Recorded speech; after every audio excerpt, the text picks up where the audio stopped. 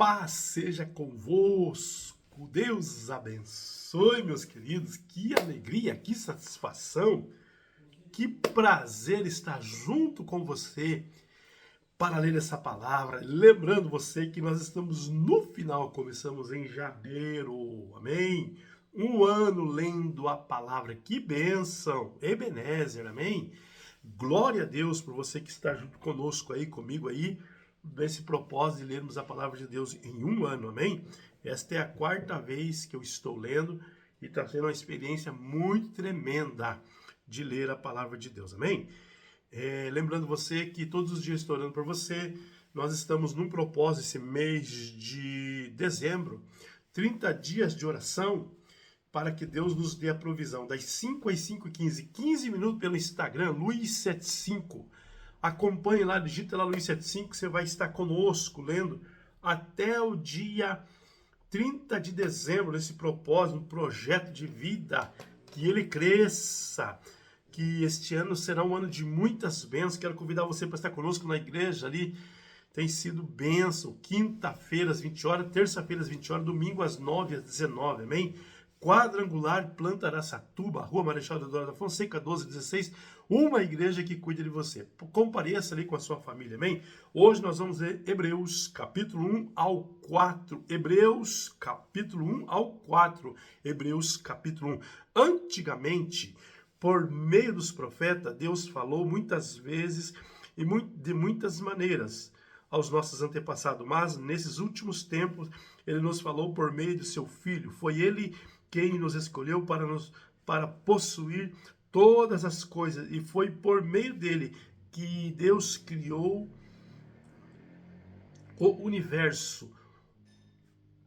O Filho brilha com o brilho da glória de Deus, e é a perfeita semelhança do próprio Deus. Ele sustenta o universo com a sua palavra poderosa, e depois de ter purificado os seres humanos dos seus pecados, sentou-se aos céus e está ao lado direito de Deus, o Todo-Poderoso. Só um minutinho, que tremendo. Assim Deus fez com que o Filho fosse superior aos anjos. Ele deu um nome que é superior ao nome deles, pois Deus nunca disse a nenhum dos seus anjos: você é meu filho, e hoje eu me tornei seu pai. Ele também não disse a respeito de nenhum anjo: eu serei o pai dele e ele será o meu filho. Porém, quando Deus enviou ao mundo o seu primeiro filho, ele disse que todos os anjos de Deus o adorem. A respeito dos anjos, Deus disse: Deus faz com que os seus anjos se tornem ventos, e aos seus servidores chama de fogo. Mas a respeito do filho, ele disse: o teu reino é Deus. O teu reino, ó Deus, vai durar para todo sempre. Tu governarás o teu povo com justiça. Tu amas o bem e odeia o mal. E foi por isso que Deus, o teu Deus, te escolheu e te deu alegria de receber uma honra muito maior do que a dos teus companheiros. Deus nunca disse a nenhum dos seus anjos: sente ao meu lado direito até que eu ponha seus inimigos com estrado debaixo dos seus pés. Então que os são os anjos? Todos eles são espíritos que servem a Deus, e o quais ele envia para ajudar os que vão receber a salvação. Olha que revelação para você. Então, abra a tua mente. Os anjos, na tua mente você vê os anjos. É o que está escrito aqui: os anjos são espíritos ministradores que vão ajudar, que vão trabalhar em nosso favor. Amém? Daqueles que vão dar a salvação. Então tem anjos aí. Hebreus capítulo 2. Por isso, devemos prestar mais atenção na verdade que temos ouvido, para não nos desviarmos dela. Não há dúvida de que a mensagem que foi dada por meio dos anjos é verdadeira, e aquele que não a seguiu não foram obedientes a ela. Receberam o castigo que mereciam. Sendo assim, como é que nós escaparemos do castigo se desprezamos uma salvação tão grande? Primeiro, o próprio Senhor Jesus anunciou essa salvação. E depois, aquele que a ouviram nos provaram que ela é verdadeira. Ao mesmo tempo, por meio de sinais do poder, maravilhas e muito tipo de milagres, Deus confirmou o testemunho deles e, de acordo com a sua vontade, distribuiu também os dons do Espírito Santo. Pois Deus não deu aos anjos o poder de governar o mundo novo que está por vir, o mundo do qual estamos falando. Pelo contrário, em alguma parte da Escritura Sagrada, alguém afirma que é um simples ser humano. Que é um simples ser humano, ó Deus, para que pense nele? Que é o ser mortal, para que te preocupes com ele? Tu colocaste por pouco tempo em posição inferior à dos anjos. Tu lhes deste a glória e honra de um rei, e puseste todas as coisas debaixo do domínio dele. Quando se diz que Deus pôs todas as coisas debaixo do domínio dele, isso quer dizer que nada ficou de fora. Porém, não vemos o ser humano governando hoje todas as coisas, mas nós vemos Jesus fazendo isso. Por um pouco de tempo foi colocado numa posição inferior à dos anjos, para que pela graça de Deus ele morresse por todas as pessoas.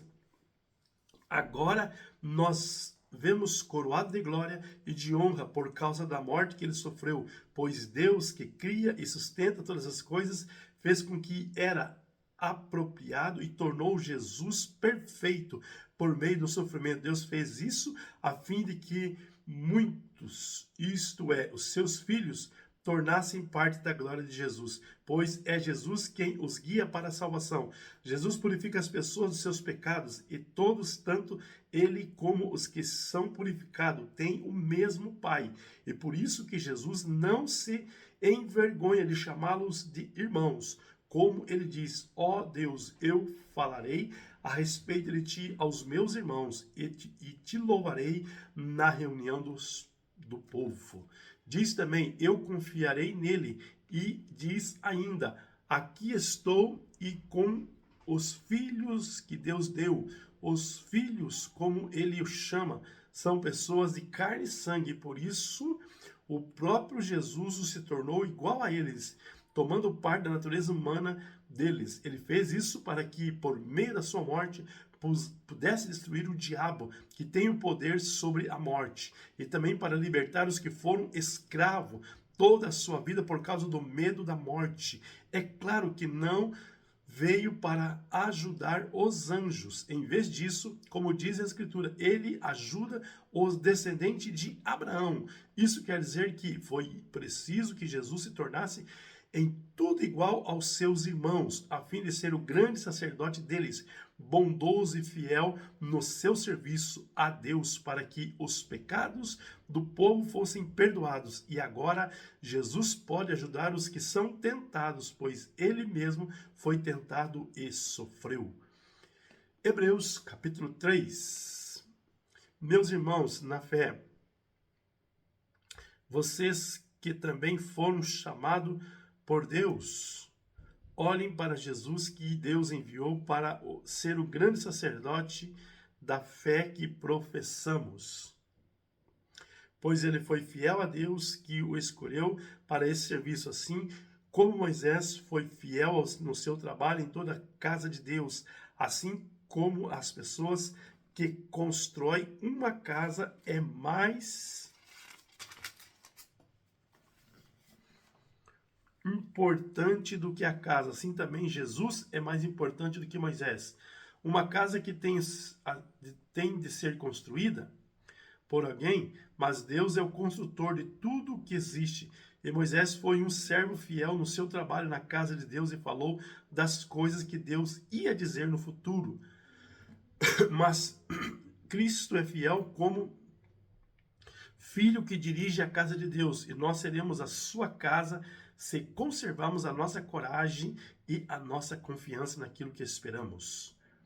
Por isso, como diz o Espírito Santo, se hoje vocês ouvirem a voz de Deus, não sejam teimosos, como foram seus antepassados, quando se revoltaram contra ele no dia em que eles se opuseram à prova no deserto.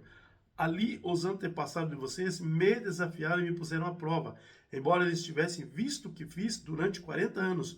Por isso fiquei irritado com aquela gente e disse: eles são grandes de coração, perverso e não querem obedecer. Eu fiquei irado e fiz este juramento. Eles nunca entrarão na terra prometida, onde eu lhes teria dado descanso. Meus irmãos, cuidado para que nenhum de vocês tenha o coração tão mau e descrente que leve a se afastar de Deus, do Deus vivo. Pelo contrário, enquanto esse hoje que falamos as escrituras sagradas de se aplicar a nós, anime-se uns aos outros a fim de que nenhum de vocês se deixe enganar pelo pecado, nem dureza do seu coração, pois seremos companheiros de Cristo se continuamos firmes até o fim na confiança que temos tido desde o princípio. Isto é o que a Escritura Sagrada diz: se vocês hoje ouvirem a voz de Deus, não sejam teimosos, como foram os seus antepassados quando se revoltaram contra ele. Quem foi que ouviu a voz de Deus e se revoltou contra ele? Foram todos os que Moisés tirou do Egito. Com quem foi que Deus se irritou durante 40 anos? Foi com os que pecaram e caíram mortos no deserto. E de quem é que Deus estava falando quando fez esse juramento? Eles nunca entrarão na terra prometida, onde eu lhes teria dado descanso. Ele está falando das pessoas que se revoltaram. Portanto, vemos que elas não puderam entrar na terra prometida porque não tiveram fé. Hebreus capítulo 4. Deus nos deixou a promessa de que podemos receber o descanso que ele falou. Portanto, tenhamos muito cuidado para que Deus não julgue que nenhum de vocês tenha falhado, deixando assim de receber esse descanso, pois assim como aquelas pessoas ouviram também, nós ouvimos a boa notícia. Elas ouviram a mensagem, porém ela não lhes fez nenhum bem, porque quando ouviram, não a receberam com fé. Portanto, nós, os que cremos, receberemos o descanso prometido por Deus, como ele mesmo disse. Eu fiquei irado e fiz esse juramento: eles nunca entrarão na terra prometida, onde eu lhes teria dado descanso. Ele disse isso, embora o trabalho já estivesse terminado, desde o tempo que havia criado o mundo, pois a respeito do sétimo dia está escrito o seguinte: em alguma parte da Escritura Sagrada, no sétimo dia Deus descansou de todo o seu trabalho que havia feito, e o mesmo assunto é repetido: eles nunca entrarão na terra prometida, onde eu lhes teria dado descanso. Aqueles que foram os primeiros a ouvir a boa notícia não tiveram fé e por isso não receberam esse descanso. Portanto, há outros que vão recebê-lo. A prova disso é que Deus marca outro dia, chamado hoje. Ele falou disso muitos anos depois, por meio de Davi, no trecho da Escritura já citado. Se hoje vocês ouvirem a voz de Deus, não sejam teimosos.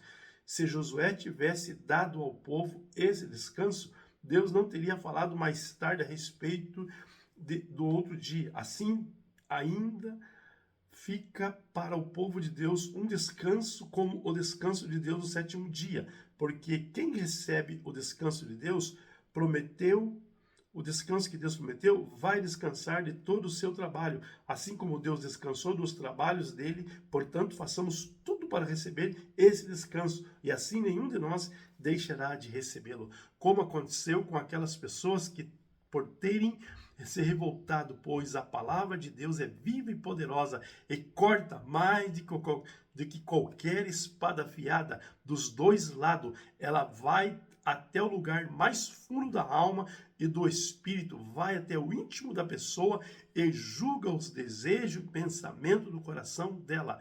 Não há nada que se possa esconder de Deus. Em toda a criação, tudo está descoberto e aberto diante dos seus olhos, e é a Ele que todos nós teremos que prestar conta.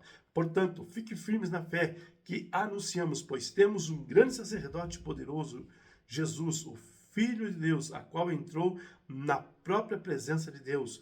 O nosso grande sacerdote não é como aquele que são capazes de compreender as nossas fraquezas.